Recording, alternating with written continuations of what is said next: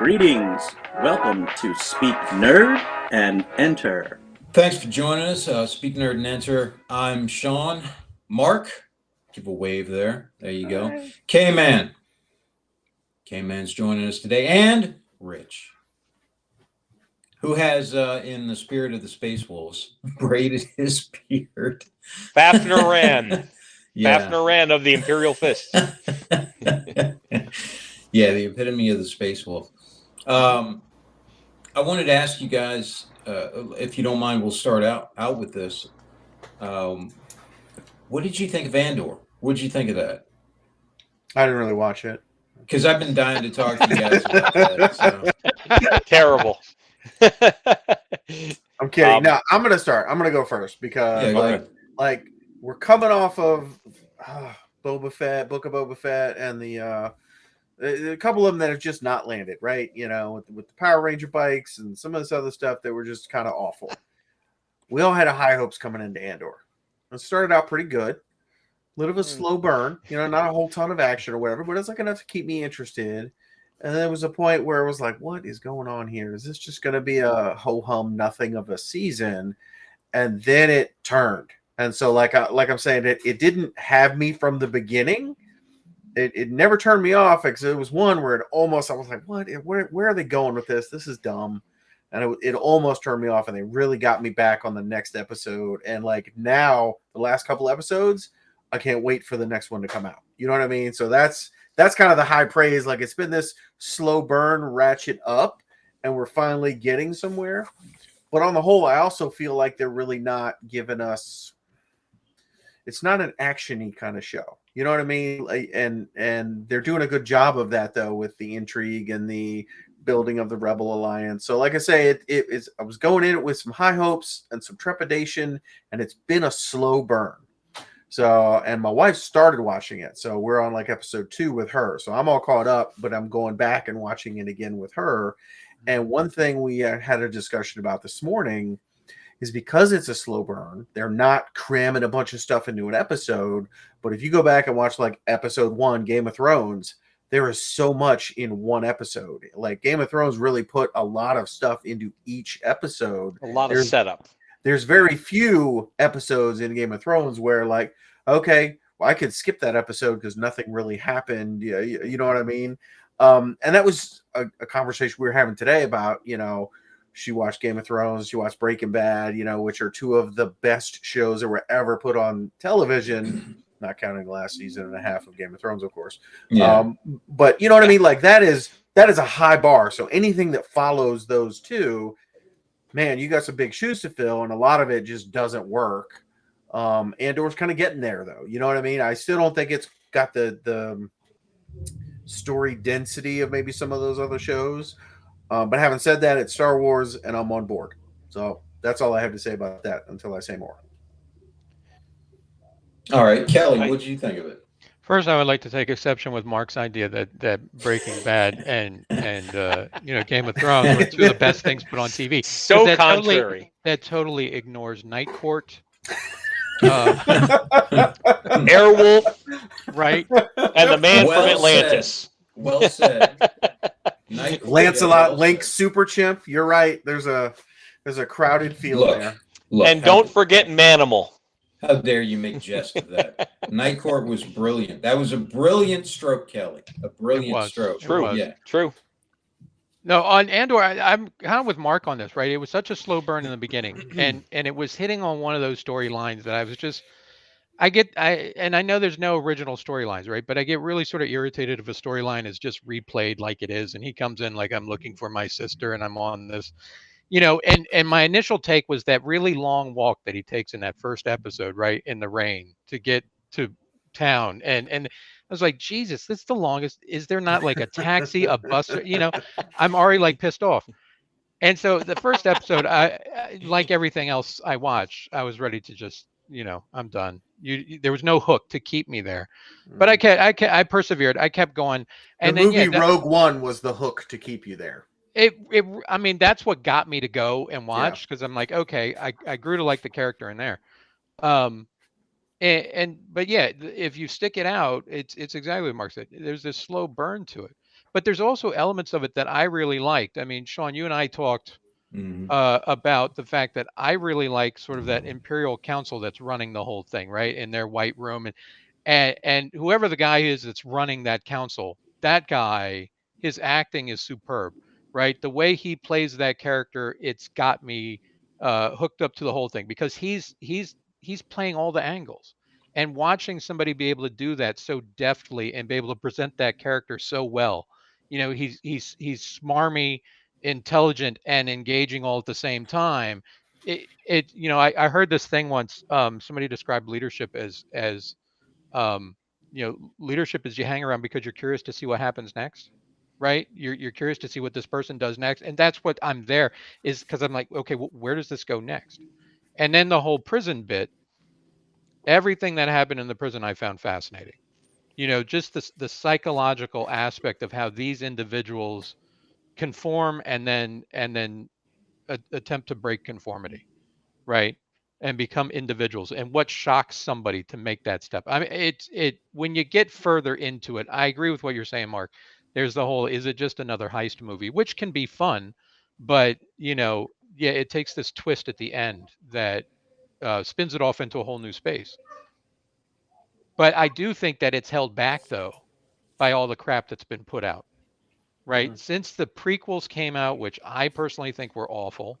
There's a couple things that have dropped here and there that have been fine, but I will say that people have not been good stewards of this universe, right? And then the crap that was put out recently, where it would just landed as an attempt to remake the original trilogy.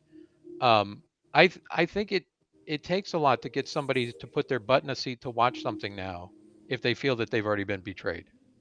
You know, I don't I think it mean, was held back. I think it was damaged goods. I think that's a little better analogy for it. That hmm, you came into it having seen what came before, and you didn't want to give it a shot.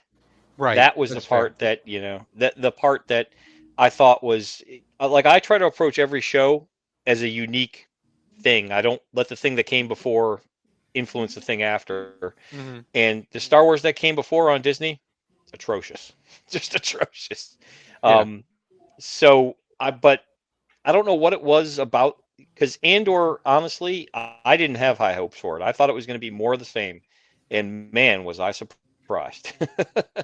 Well, yeah, and that's an element to it, right? Because I didn't watch a lot of the other Star Wars stuff that came before Andor that was put on Disney Plus, right? Because I unlike you, Rich, I approach everything with prejudgments of, well, that last thing was Oh, shit. I have This one must be. judgments, Yeah, but I try to give it a fair shake, at least yeah. for the first episode.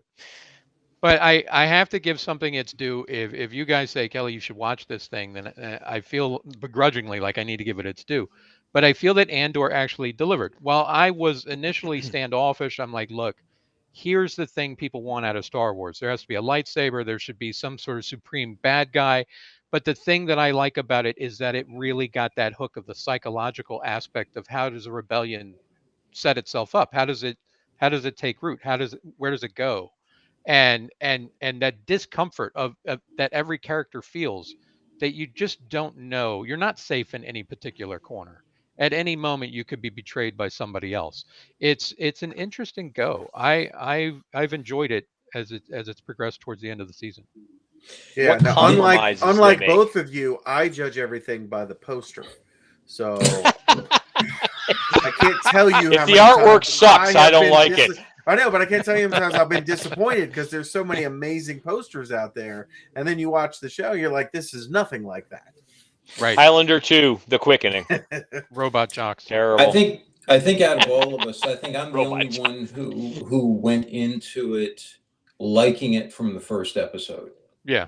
Oh, think no, I'm I the liked only the one who first did. episode. No, I agree with you. I liked it from the first episode. I just didn't have a lot of hopes that before I watched it. That's my point. The see, I've heard it said a few times, and I find this insulting, by the way. I've heard it said by others who don't like the show, who say, "Oh no, it's boring, needs an editor. I don't get it. It's not Star Wars. It's not what and all that." They want it to be, I suppose, the same as episode 4, 5. Let's throw 6 in there as well. Okay, they want it to be the same as those. And I've heard them say, as a matter of fact, that those who like Andor, well, they're either not really Star Wars fans who don't understand the lore, they don't understand the history of it, they don't understand Star Wars and all that, or they're just such abused victims that they don't understand how bad it is because they've only had such bad stuff, and so they don't get it. You know, they got the abused wife syndrome stuff. Stop And hitting me. yeah, and I find both of those insulting and stupid, to be honest. Oh, yeah. I agree. The thing that I enjoyed about it from the very beginning is that, and we've said that, we've talked about this, so I won't belabor the point, but the thing I liked about it from the very beginning and gave me hopes for it when I saw the trailer was that even the trailer gave me the feel this was the Star Wars universe, right? And the sound, the visual, the production value, all of that looked like, felt like, sounded like a Star Wars universe. And if you can get that down, then I think the rest is much, much easier to do. The sequels that came out, they don't feel quite like a Star Wars universe. You know what I mean? They've got some production value to them and all of that, but they don't quite have that feeling. It feels almost like a homage to a Star Wars universe. When I was playing Knights of the Old Republic, and I don't know if, Mark, I don't know if you played any of that. Kelly, did you play any of that with? I did. Okay. I did. Okay. That was the Star Wars universe. That was a very immersive story and adult, you know, very adult. And I think that was what woke a lot of us up to the possibilities that were available in that Star Wars universe. For those of us who are, by the way, true Star Wars fans, who've been there from the beginning, aren't stupid, aren't abused, and all of that, and don't have, I guess, some sense of reality for what a good Star Wars story is. We're abused, but we're immune. Yeah, we know what it is, but we also know that we've grown. And I get that some people want that comfort food feel where they want all their Star Wars to have that same formula with the, you know, the goofy robot comic character and, you know, all this stuff. They want the same thing. They want the Han Solo character and, you know, all of that. I get you want that comfort food thing. I dig going into this aspect of, this is an aspect of Star Wars that you barely ever really seen in the main the main media, if you will. You would see a bit of it in the expanded universe stuff. You'd see a bit of it in old novelizations and that sort of thing. This is the first time you've had something in the crux of Star Wars itself that really went into that stuff. And I remember George R.R. Martin talking about this. He remembers feeling upset at Tolkien when Tolkien finished For being Lord better of the than him. Rings. Well, no. When he was, and by the way, he would say that, by the way, that, but I know he freely admits that Tolkien is, you know, his greatest inspiration besides history, but that Tolkien would write, and I'm going to paraphrase here, about Aragorn, and he lived happily ever after and ruled for 100 years and all this, you know, that kind of thing.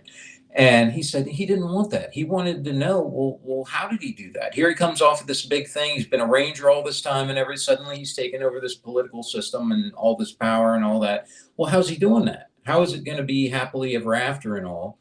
What was his tax plan? What was his, you know, all these different things he was talking about? And I remember when I first read that from him, I thought, that's interesting. You know, that's an interesting thought. How did he do that? How was he able to do that? Was Gandalf a big part of that? Couldn't have been, because he, you know, very soon after they left to go to the West. Yeah. So how did all that work out? How did that happen? Can you imagine the deftness you'd have to have as an author to be able to write something engaging that way, right? And here we are with this in the Star Wars universe, which has always been, because Lucas wanted it to be, a kid's universe. You know, first and foremost, it was a kid's universe. It was a child's story. Yep. Right. And the only thing that saved it, and I'm going to say it, the only thing, and I know some would say, oh, you just hate Star Wars and all this. No, I loved it. I was there. I stood in line. I watched it, 7 times in a row. 77, baby. Made our father keep, paid. He went and paid for tickets. We stayed in the theater, watched it again and again. You remember that, Kelly? Back when they smoked in the theater. Yeah. And so I am a huge Star Wars fan, but it had to be saved from Lucas, even in the beginning. If the original vision he had actually came out, if he didn't have everybody else around him steering him in those other directions and saying, "Ooh, no." The scene with Luke. I hear what you're saying. I hear what you're saying, but we also have to give Lucas credit because he was the first one to do. To insist that Star Wars was this lived-in universe. With the pod racers and the hot rods, but all this stuff looked like it was, cobbled together in someone's backyard or their junk heap or whatever, and it was dirty and it felt lived in. That was a newer concept for science fiction. Yeah, you know what I mean? And bringing it back to science Andor, fiction was very clean. That's a thing very that clean. I'm loving about this show is it's really exploring the non-story stuff of what does the Star Wars universe look like from I forget the name of the planet that it starts on with the all the dudes in the junk shop and that's his home planet. I'm talking about where he's an adult and that kind of thing. That's not Tatooine, yay, but it's this very like lower middle class place. But contrast that with where Mon Mothma lives, and it's very high, and the prison is super clean and whatnot. So they're exploring a bunch, and then we see that one her cousin, on the one hand she's living out in the sticks ready for this heist, and then in another episode later she's high society, and so seeing her jump strata, very nice haircut, strata, but see, it's interesting. But this is my point: is that Lucas created the sandbox, right? And I give him all the credit in the world for making something that was so fantastic that way. He had brilliant ideas. It's a lot of the implementation he had to be saved from in areas like dialogue. He's not a great scriptwriter. He says so now himself. This is pod racing. Well, yeah, but I mean, even in the original Star Wars, they had to cut a lot of stuff. Yeah. There were people on the crew who thought it was a comedy or something, as they were shooting and all this. It had to be saved in many different ways, even though he had this great idea, right?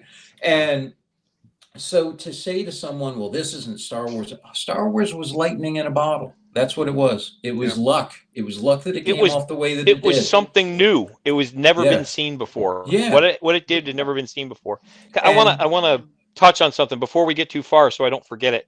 You mentioned the cute droid syndrome of Star Wars. Andor, funny droid, cute, funny droid, whatever. Yeah. Andor was, and a lot of people will say, no, you're wrong about that. They were incredibly brave. They took the droid in the last episode, spoilers, and they dealt with grief from a droid, which I found, I was watching and I was like, wow, this is really this is good. This is real drama for a dumb robot. I mean, it's a robot, right? And he's funny, but he's not campy. You know what I mean? No, right. That's the thing. Broken. He is comic relief. He's disabled. He's so subtle. Yeah. But he's also not center stage in every scene, right? And he's not following the hero around and cleaning up after him, and agree. Well, see, but in all the other ones, and we talked about this, I know we talked about this, but again, to reiterate that point that you were making there, Mark, it's not, okay, something serious is happening, now we got to have the droid come in and make a joke. Right. It's not that. This droid, as you were talking about, Rich, is empathetic.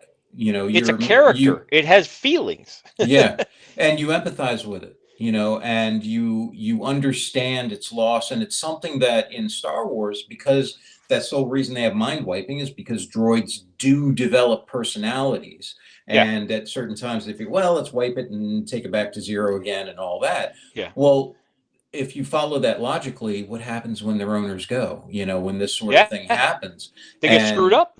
So I thought it was brilliant. But that's an example of what I was talking about, is taking that sandbox that started so far ago and bringing it and having it grow as time has gone. Now, they've done a bit of that in the expanded universe stuff, the video games, that kind of thing, where you've had more grown-up stories, more involved stories like that. But this was Rogue One was the first time that you had, wow, that was cool. That one had cost. That one had weight. That one really struck. And it had gravitas. Yeah. It had Yeah. meaning. And Andor feels like it has that as well. Yes. Right. And I'm going to give you another example. I'm feeling like Andor is made and written by adults who are a little more sophisticated in their storytelling than the last couple of series. Right, because those were just very ham-fisted and in your face, and this one, they respect their audience, right? But when Andor's mother, right, he comes back with all this money, and he's like, "Hey, I've got some money, we can get out of here." Right? She doesn't say, "Oh, let's go." She's like, "Listen, I can't go, and you can't stay," because she's inspired to be rebellious. Yeah, and she's like, "I'm not going to run. I'm going to stand and fight." Lesser storytellers would have had her hurling Molotovs in the street or doing something overt, and then she didn't. Right? Yeah. He goes off to jail throwing for around 6 months. 250-pound men. Well, I was right, so but again, like I think a lesser storyteller would have been like, "Oh, that's amazing! Now we're going to go have her do something and die in some heroic way or whatever." No. And she did. She passed away because she was old and she was sick and frail. and like I say, that was a sophisticated choice, right? And I just think a lesser storyteller would have done something different with that character. And of course, there's going to be an impetus like, "Oh, well, now Andor's going to want to come back for the funeral, and everybody's watching, and we're going to try and get I don't know where they're going to go with that, but whatever." She's serving her part in showing the seeds of rebellion before it's time to start throwing Molotovs in the street, right? But they made a point. They made a point to say, "I walked across the street right through the square." That was her rebellion. Her rebellion was, "I just walked across." They made a point of, it's very subtle, and it's something that people are not giving the series credit for. It has a lot of subtlety. It has a lot of character-driven development that you have to pay attention to, or you just you look at it as like, "Oh, this is garbage." No, it's not. It's a really well done show, and it's because the guy that did Rogue One did this series, same director. Yeah, I'm convinced he cares about this story, which it goes a hell of a long way. Hell of a long way. That's why those.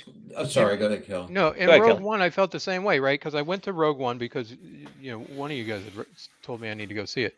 So I go see Rogue One, and the opening scenes of that movie, I just like Andor. I was like, "Oh my God, where are we going with this?" I have this preconceived but then to the moon, right? And then it takes this left, and the story turns into something you didn't expect it to become, and I appreciated that. It didn't end clean. It ended real. Right. It ended dirty, which is awesome. Right. Exactly. And I feel that same thing out of Andor at this moment, is that there's so many unclean parts. There's none of these particular adventures had this nice little bow wrapped on it, and here's your gift as the viewer. It was like, oh my God, I didn't see that coming. Right. And, Saw Gerrera, jerk. The antique dealer, jerk. The Imperials, jerks. All of them. Andor himself, murdering jerk. It's awesome. Right. they're all broken. Here's in some another aspect that I'm digging it. Like Mon Mothma, if I'm pronouncing that correctly. Yeah. Jerk. Her husband is that was more like a political arrangement, right? She doesn't love this guy. They're not in love. I think that was that traditional marriage. Let me finish. She's keeping him in the dark, and she's doing this thing without him, right? Then we got her cousin who's involved with that other lady. And they make a point of saying, hey, we get what's left over. The rebellion comes first. You're cool and all, but mission first. Right? And so they're showing these people choosing rebellion over relationship, which I think is very mature, right? And, true and believers. True that believers. Speech that the antique dealer gives, like, I'm going to sacrifice these 70 men for the rebellion. And then I'm going to tell Saw Gerrera about it because he wants to join in. You're like, no, you can't do that because they know. And Saul puts it together, and it's like, now I can't stop you. You can get on board with me, and we're going to let this guy be a sacrifice for the greater good, which means we're literally murdering people. And he's like, I'm not going to live in this world. What's that scene from Firefly? Where he's like, Mhm. I kill people, and I'm not going to live in that world, but this needs to be done to create that world. And I feel like it's worth it. And so I'm kind of getting those vibes. Nobody is the good guy, the hero. That's a great contrast. That's a great contrast you bring up, because the Imperials have no true believers. They're all self-serving. The rebels, the kid that wrote the manifesto. No, that kid, the security guy, is a true believer. He's a true believer, but he's outside the rest of them. Yeah. No, but the interesting thing is he's also borderline psychotic.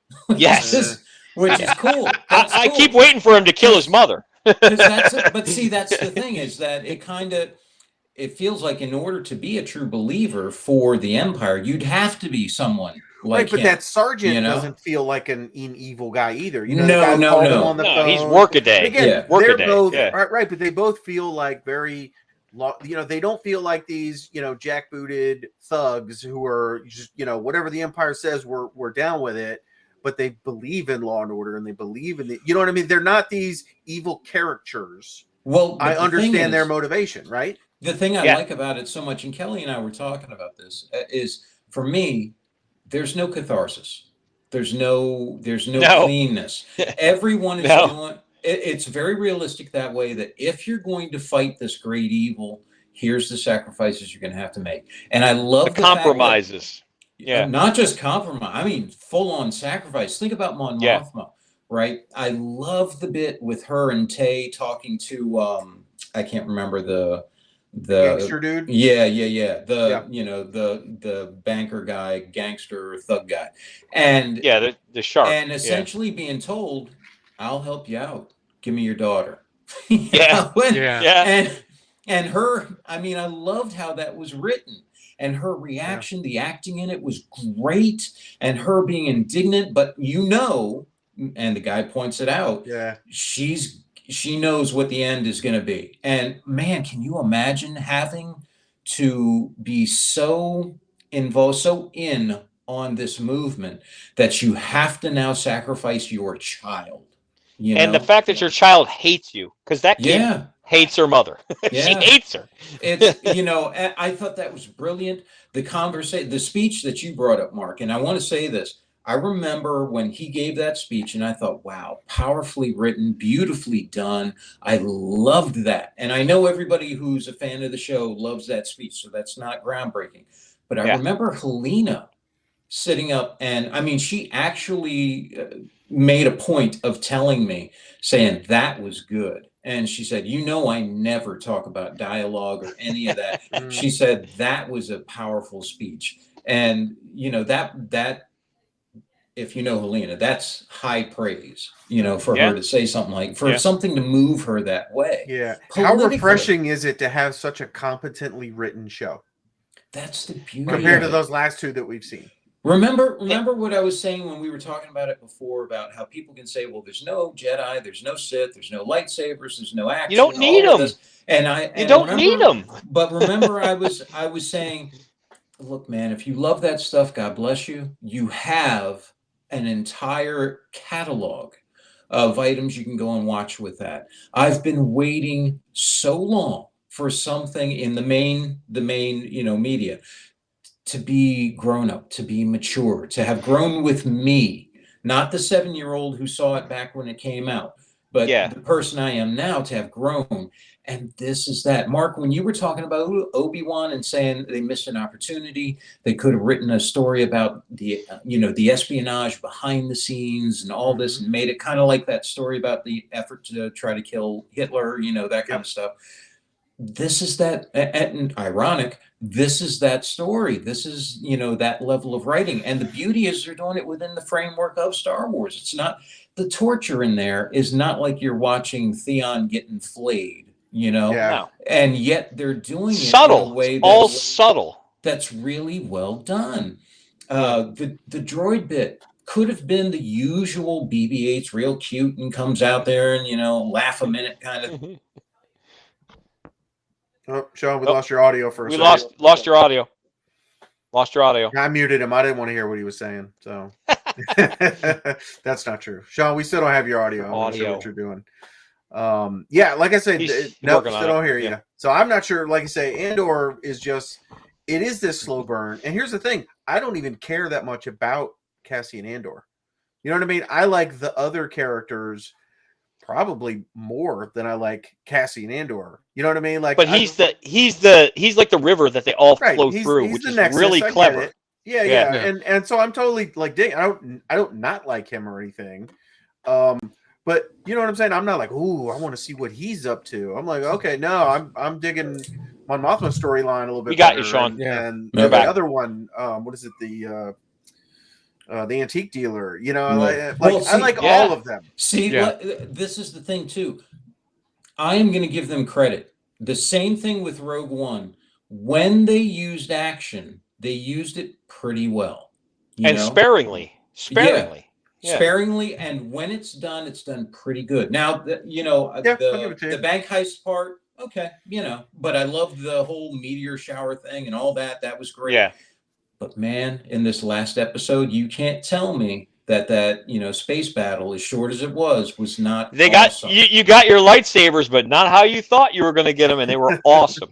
And I loved how they took this guy who you've not seen do anything. You've not seen him in any really stressful situations like that. He kind of behind the scenes kind of character and all that. And yet when he's, put to the test, He's a badass. I was like, all right, dude, that was cool. He's got a lot of points. He's got a lot of points in space flight and combat doctrine. He's pretty good. And the beauty of how he played them, on the in the communications and all. Yeah. And contrast that with how it was done in what was it? With the space bombers and Yeah, Leroy yeah, Jenkins yeah. and Although I like Last the space Jedi. bombers, but I will say. So did you pick up on the fact that Arrestor cruiser that they used, that was a throwback to the original Star Wars? That was a prototype that was never used. It was really cool. It's all tractor beams and stuff. That's why the whole thing about the critics of the show saying, well, he's obviously not a fan of Star Wars, doesn't know the lore and all that. I was like, what are you nuts? Look at what he's put in here. False.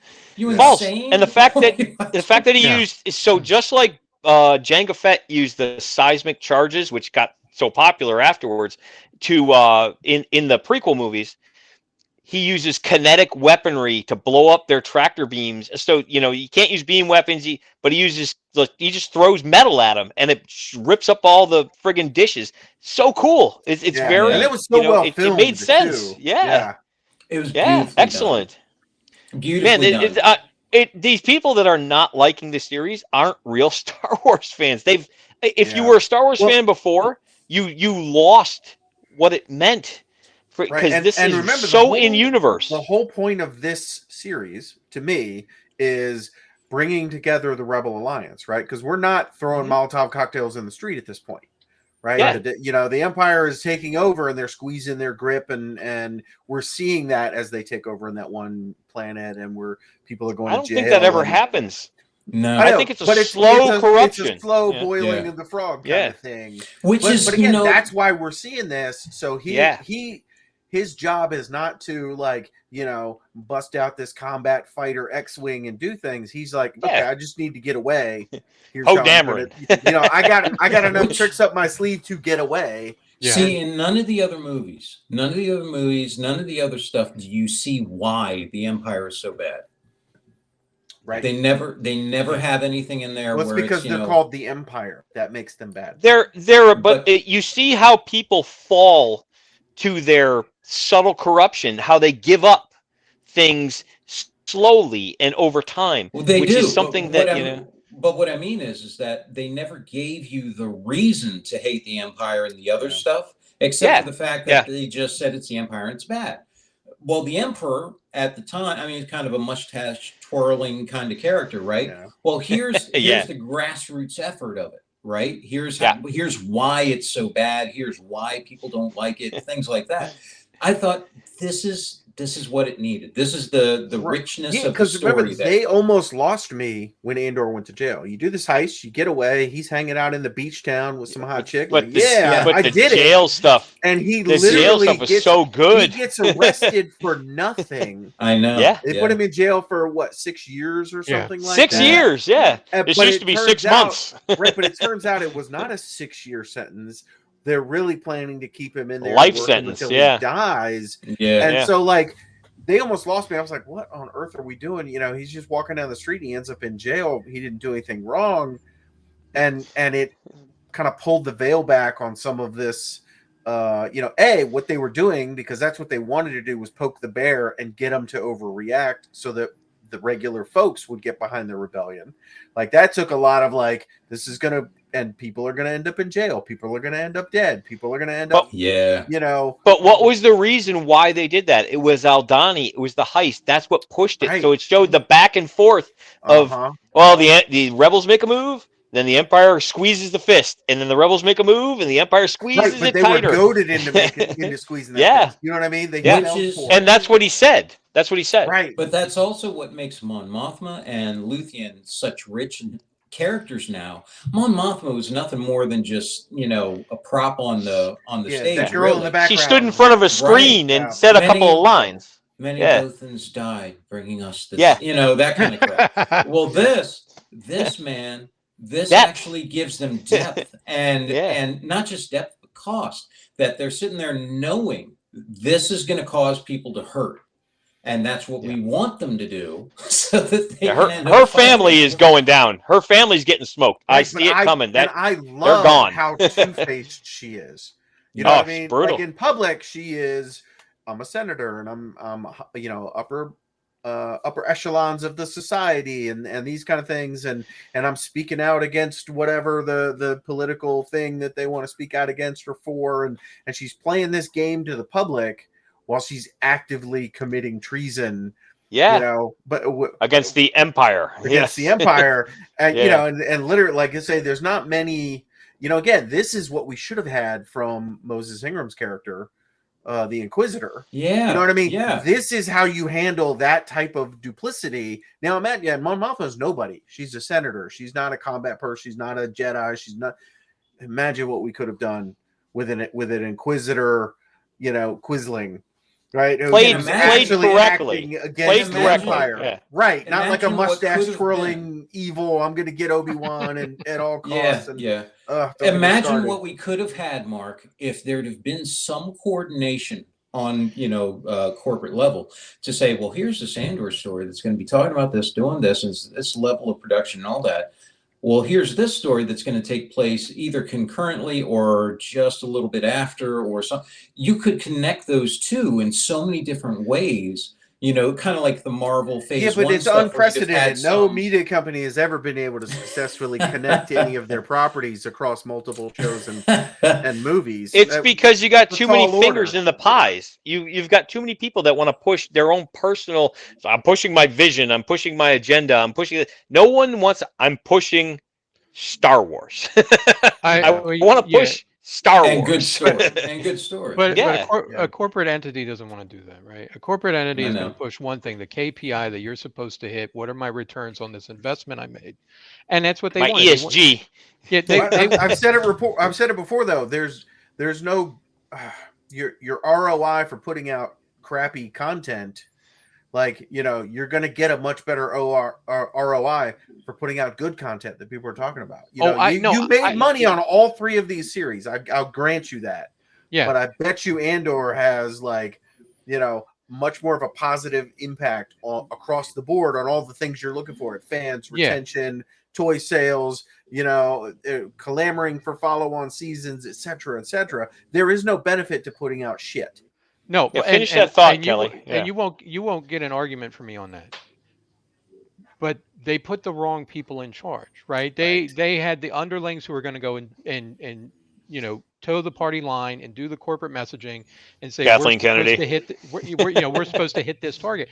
But I agree with you. If they had led with Andor or at least this type of storytelling at the front end, then everything that followed on would have done exactly what you said. It would have been an amplitude down the line That's why the Mandalorian caught fire. That's why the Mandalorian caught fire. The first season and a half, 2 seasons, it's because Favreau, he did exactly what you're saying. He was trying to encapsulate the universe. That's why it was so popular. It's obvious what works and it's obvious what fails. Yeah, and it was definitely handled by fans, not someone who's more interested in their personal career or their personal message that they want to pour into this Star Wars series or whatever. I'm like, there's room for messages. Like, you want to, fine, you can do that. But if it's at the expense of your story, you're wrong. You know what I'm saying? Like, it was popular because of Baby Yoda. That's all it was popular for. No. Andor has actual storytelling. Like, seriously, Carl Weathers. Carl Weathers was a superhero. Right, but Baby Yoda, he was just the MacGuffin. He was the thing everyone was fighting over. He just happened to be ridiculously cute. It's no different than R2-D2 in Star Wars, the first one. Yeah, everybody's trying to get the plans. Baby Yoda is what made it acceptable for Helena to watch it with me. Yeah. But what did he so let's be honest. What did Grogu actually do through the whole series? He lifted a couple of monsters, looked adorable. So he was an awesome puppet, he ate a frog. He ate some frogs. In terms of plot, you're right. He's a MacGuffin. He's the thing that they're going for, the thing that they're looking for, the thing that they need to save, the thing that they need to rescue. He was nothing. He was a blob. He's just a blob that was important. He was a plot device, just like, this is my opinion for John Wick too. John Wick is what made the puppy in John Wick is what made it acceptable for women to get on board. Yes. Baby Yoda, same thing here. Yeah. Right? Yeah. And I'll be honest with you, I'm okay with that. I'm cool with it got 50% of the population, on board. And it's, look, as soon as you see why what we see as men is cool, that's fine. Come on board. Come on. I'm cool with that. I don't know how they did it, but Baby Yoda got cuter every episode. The further you got into they made his eyes bigger. I mean, it's so ridiculous. Not only did they get them on board, but they got them murderously on board. Yes, I love it when that stormtrooper was like beating on the bag that he was in. Everybody was like, "What? Oh, how dare you!" How many people? I love Baby Yoda. Oh my God, I love him so much. Jason, I want to overthrow the Empire. Jason Sudeikis got so much hate mail for that, I like to watch him suffer. I like when Baby Yoda gets kicked. I arrived at a bunch of judgments because I was in a popular retail establishment whose name I won't use until they give us a sponsorship. Spencer's Gifts? The one not in existence anymore. That's right. We're looking at you, Spencer. No, there's tons of them in Canada. Tons of them in Canada. No, but I heard these two ladies in the store talking about the show and specifically talking about Baby Yoda. And at that moment, for me, I just said, I'm not interested in even attempting to invest time because this is what the conversation is about. And his name is Grogu. Because we all know that his name is Grogu. Nobody likes his name is Grogu. Be correct. Be referred to as Baby Yoda. Yeah, it's just like Muppet Babies or any of those things. I'm not going to call him that. That's a stupid name. So it's just one of those things. I mean, the story should be about something because here we are. We're talking about Andor, and we're talking about a deeper story, something that has depth and meaning, and these characters and costs and all of these things. I think when you make those things, and this is going back to what we said earlier, the droid in Andor wasn't center stage. Right. No. It was an occasional occurring character, third string character. Yeah. Right. Yeah. And that's when Baby Yoda became sort of the reason why people were watching. And I don't know. I'm more into a story that I'm watching because the story has that meaning that goes beyond just. I agree. He was again, he was that MacGuffin people were fighting over. Nobody's fighting over this droid in Andor. He's just you know what I mean? He's peripheral, whereas Baby Yoda was like, oh, I had to capture him and save him from what the bad guys were going to do to him, and now that bounty hunters are after us, and now, oh no, he's been captured by these guys and taken somewhere, and so it's a much more, If that droid gets shot in the last episode, no one's going to care in the entire universe. No one's going to care at all.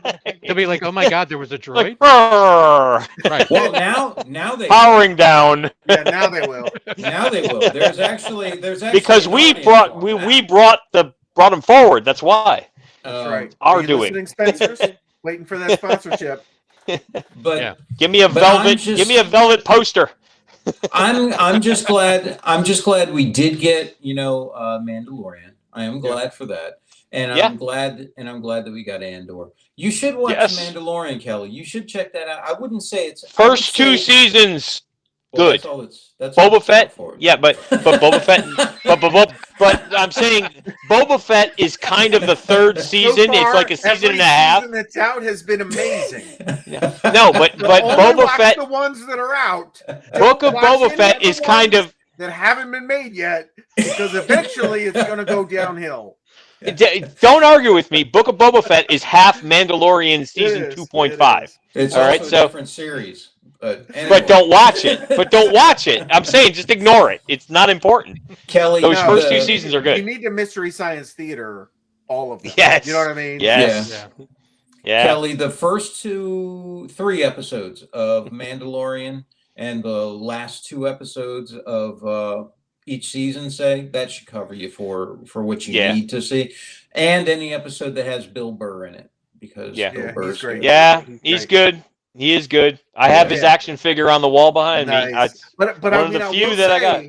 Since we're talking about those, like, Andor is doing such a better job of introducing us to the Star Wars, universe, like what it's like to live there and be there, and it feels much more lived in, which harkens back to the original, A New Hope, than like all of the other. Yeah, they're set in Star Wars, but I didn't get this feel like I'm exploring the Star Wars universe. You know what I mean? Oh, so look, I'm on Tatooine again, or oh look, I'm, running around in some, you could literally swap the names of a lot of these planets. It doesn't matter, So as far as merch goes, go ahead, Sean. Go ahead.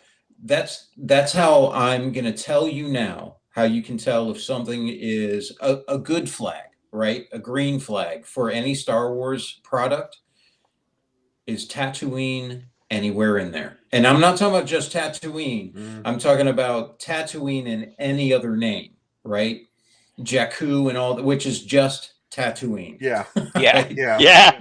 Any desert planet. Yeah. And again, I don't like this trope that Star Wars introduced of this planet is entirely one thing. We have a forest moon, we have an ice planet, we have, sand planet, whatever. Like, that's a high bar to say we should do away with that, right? Star Wars, that's kind of baked into Star Wars at this point.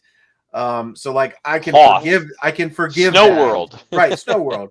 And again, Andor's not doing that. You know what I mean? Right. He's not on a world that's 100% junkyard, or this is 100%, upper middle class housing or anything stupid like that. Dude, I love the fact that the planet he got arrested on was essentially like it's a pleasure planet. Well, it was like it was a resort. Like he went to Jamaica. Vacation planet. Yeah, he went to Jamaica, and I could have seen him going to a timeshare, pitch, while he was there. But right? The fact that they used the Imperial probe droid to pin him against the wall, that's the same one from Rogue One, is like, hold.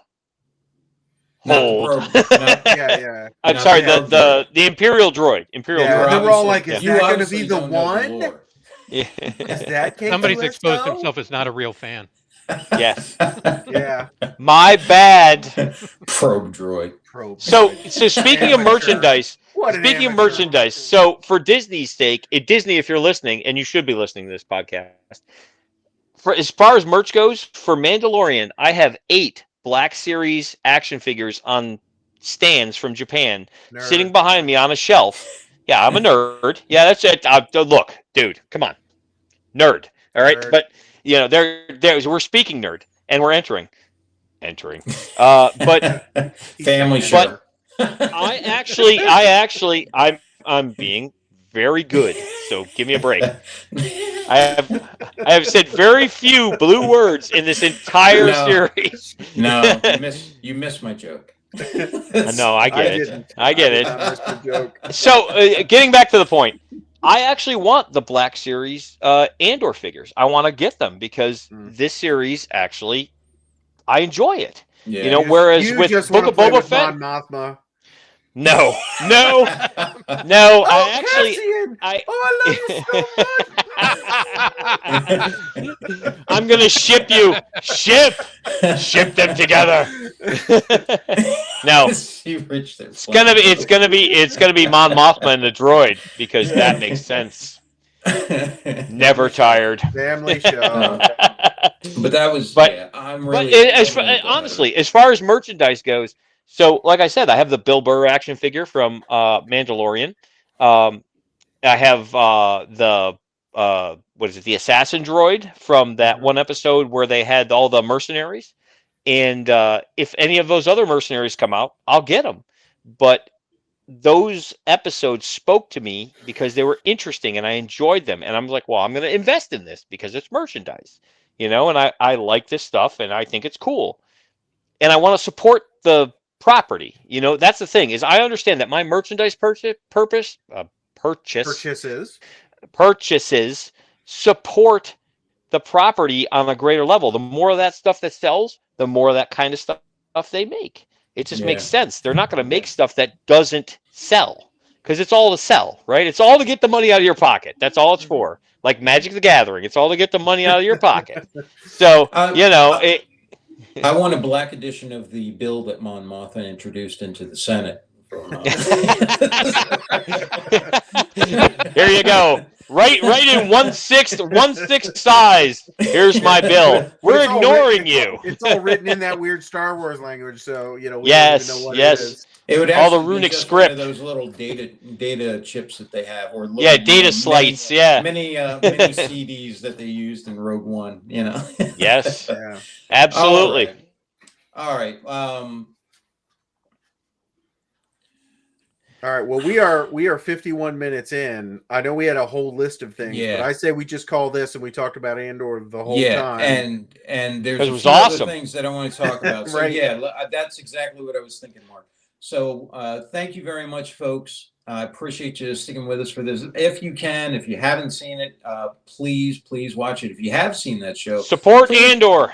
do what I did and force your friends to watch it and continue to watch it, and hopefully they'll enjoy it too. If they don't, get new friends. Yeah, all right. Because they're wrong. How many episodes are left? One. Just one One more episode left. So this is Wednesday. how much we like it.